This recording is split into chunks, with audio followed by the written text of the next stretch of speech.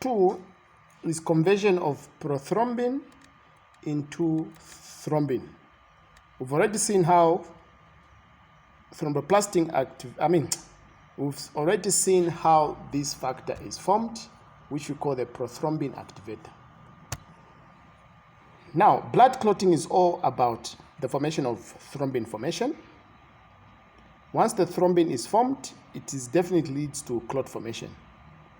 What are the sequence of events?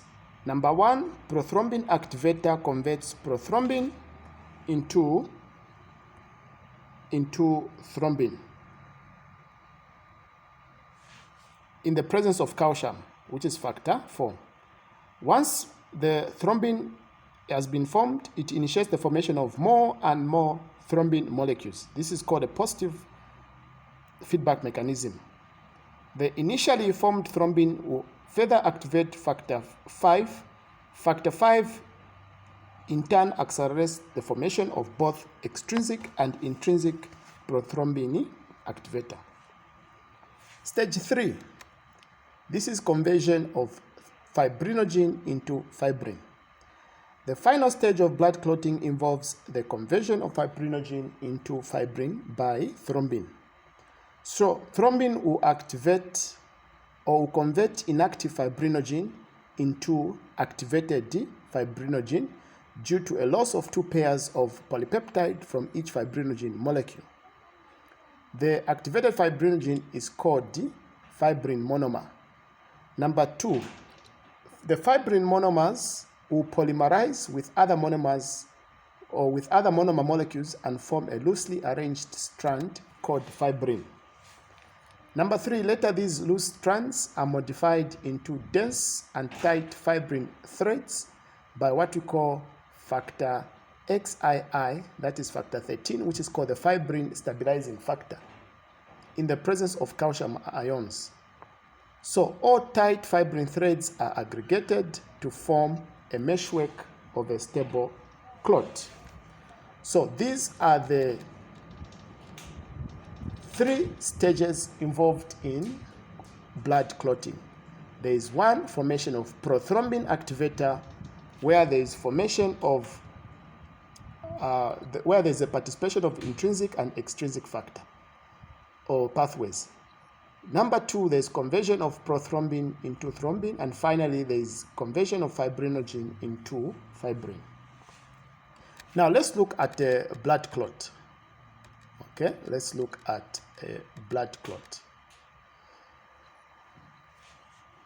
There are 2 things that I want you to know: blood clot and clot retraction.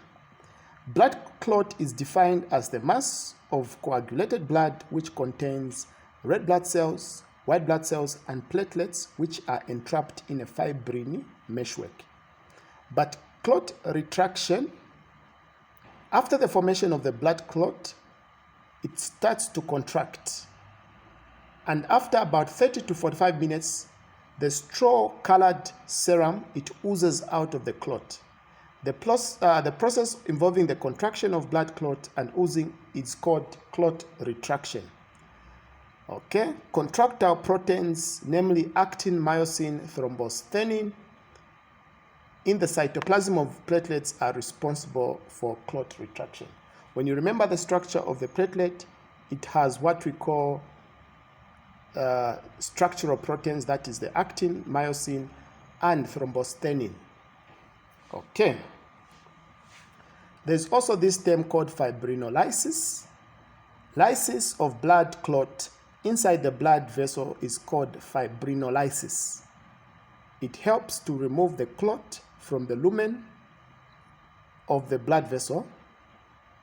Okay. This process requires a substance called plasmin or fibrinolysin. It requires plasmin or fibrinolysin. Okay, so after a clot has been formed, we need to remove the clot from the lumen to prevent abnormal clot formation. I will not talk about the formation of plasmin or fibrinolysin, but I'll give you an idea. Plasmin is a proteolytic enzyme which resembles trypsin. Okay? Plasmin is a proteolytic enzyme which resembles this hormone called trypsin. And we know trypsin is an important proteolytic digestive enzyme in the pancreatic secretion. So the function of plasmin is to digest fibrin fibers and some other protein coagulants such as fibrinogen, factor 5, factor 8, prothrombin, and factor 12. So therefore, whenever plasmin is formed, it can cause lysis of a clot by destroying many of the clotting factor. Therefore, sometimes even causing hypocoagulability of blood. So plasmin can cause hypocoagulability of blood. Okay. Now, activation of plasminogen to form plasmin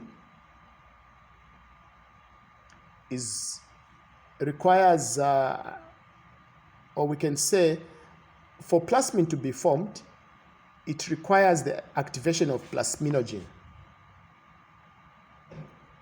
So what happens? The plasminogen are usually trapped in the clot along with other plasma proteins. This will not become plasmin or cause lysis. Okay? The plasminogen will not cause lysis because it is inactive. It has to be activated. So the injured tissues and vascular endothelium very slowly will begin to release what we call a tissue plasminogen activator, TPA. Okay? TPA. And a few days later, after the clot has stopped the bleeding, the TPA, which is a tissue plasminogen activator, eventually converts plasminogen to plasmin, which in turn removes the remaining unnecessary blood clots. Okay. So in fact, many small blood vessels in which blood flow has been blocked by clots will be reopened by plasminogen. So fibrinolysis is a very important mechanism. So it helps to remove those minute clots from millions of tiny peripheral vessels. If they are not removed, they'll occlude tiny blood vessels, may cause stroke, may cause coronary heart diseases. So fibrinolysis, it's an important mechanism that requires conversion of plasminogen to plasmin with the help of a tissue plasminogen activator. The other thing which I want to talk about is what we call the anti-clotting mechanism in the body. Under physiological condition, intravascular clotting does not occur. It is because of the presence of some physiochemical factors in the body. Okay, clotting does not occur anyhow. Why? Because one, there are some physical factors, like there is continuous circulation of blood. Okay, blood moves with the pressure due to the pumping action of the heart, so this will prevent clotting. The endothelium is also smooth, so there is laminar flow of blood. Okay, there are also some other chemical factors which are naturally anticoagulants. We have heparin, which is produced by the liver. We also have production of thrombomodulin by the endothelium of the blood vessels. Okay, they produce thrombomodulin, except capillaries in the brain, they do not produce thrombomodulin. Okay, so these two factors, the chemical factors, that is heparin produced by the liver and thrombomodulin produced by the endothelium, they prevent an unnecessary clotting of blood. Okay, somebody might ask, what is thrombomodulin? Thrombomodulin is called a thrombin binding protein. We know what thrombin does, eh? Thrombin converts fibrinogen to fibrin. So thrombomodulin forms what we call a thrombomodulin thrombin complex. And this complex will activate protein C. The activated protein C, along with its cofactor protein S, will deactivate factor 5 and factor 8. Inactivating of these two clotting factors will prevent the clot formation. Okay, so all the clotting factors are in inactive state. Okay, apart from heparin and thrombomodulin, there is also what we call, which prevent blood clotting. We have peptone, C-type lectin. These are proteins from venom of viper snakes. Hirudin are the non-anticoagulant. Hirudin comes from the leech, okay, which is called Hirudinaria manilensis. Okay, these, they produce what we call anticoagulant. They prevent blood clotting. Do not confuse with convulsin, which is released by the rattlesnakes. Convulsin in the rattlesnakes, it is able to cause coagulation. But this venom released by the viper snakes and the leech, it's able to prevent coagulation. Okay. We are still on anticoagulant. I've already mentioned that the anticoagulant are of three types. We have the anticoagulant used to prevent blood clotting inside the body, that is in vivo.